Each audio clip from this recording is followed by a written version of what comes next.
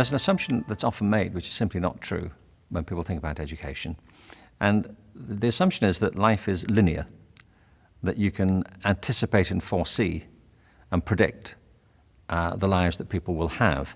And that assumption shows itself in the way that the school curriculum is managed, how it's narrowed to certain disciplines that are thought to be more useful.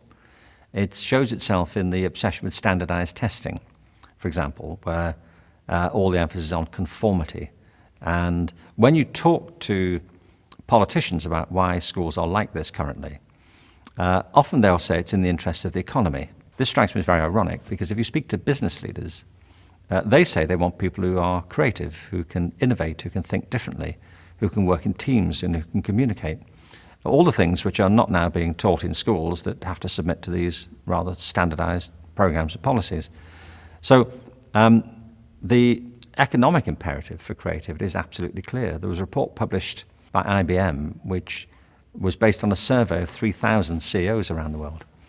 And they were asked what their priorities are as they face the future. What are things that wake them up at night?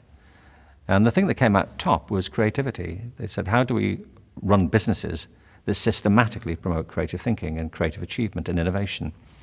And of course, they're now being faced with a generation of students coming through from schools who haven't been encouraged to develop these abilities at all. So the economic imperative for teaching creativity systematically in schools, I think, has never been greater. And that requires a transformation in the way that schools work, because they weren't designed to do it, so they have to be redesigned if they are to do it. But there's a big cultural imperative here too, because the world is getting more complicated. It's getting more connected, it's becoming more challenging. And many of the challenges that we face collectively as a species are cultural as much as they are environmental. And finding ways to live together in the world that's become more nuanced, more interdependent, more dynamic, more connected, is really a task for education. And the third big reason, I think, to promote creativity in schools is personal. In the end, it's about people finding fulfillment in their own lives, lives that add up to something, that have purpose and have meaning, and that people feel are helping them find their own course in life, one that matters to them and to other people. And for all these reasons, creativity to me is not an option, it's an absolute necessity.